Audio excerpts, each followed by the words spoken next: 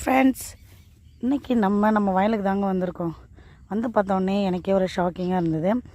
Because நிறைய வரப்போகிற இருக்க பிள்ளை இருக்கிற அப்படின்னு சொல்லிட்டு நிறைய செடியை நுனியில் இந்த மாதிரி உடச்சி வச்சுருக்காங்க. இந்த மாதிரி உடையிறதால என்ன ஆகுன்னு பார்த்தீங்கன்னா, இதுக்கப்புறம் அதோடய பால் போய் ஏறாது.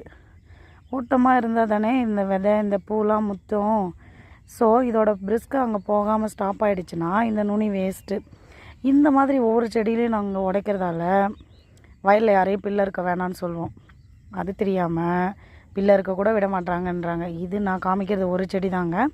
அந்த சென்டர் கொல்லிலாம் பார்த்தீங்கன்னா செடி கீழே விழுந்து உடஞ்சிருக்கு. மனசுக்கே ரொம்ப ஹர்ட் ஆச்சு. ஆல்ரெடி மழை பெஞ்சு இதே மாதிரி மழை கண்டினியூஸாக பெஞ்சிச்சுன்னா வச்சுக்கோங்களேன், நல்லாவே இருக்காதுன்னு ஒரு பக்கம் சொல்லிகிட்டு இருக்காங்க. அதனால தான் இன்றைக்கி விசிட் பண்ணலான்ட்டு நானும் எங்கள் பெரியம்மாவும் இன்றைக்கி கொல்லிக்கு வந்து பார்த்தோம். சுத்தீர வரப்போகிற அவ்வளோ செடி டேமேஜ் ஆகிருந்தது. இந்த மாதிரி பண்ணாமல் செடியை பில்லருங்க. ஓகே, பாய்.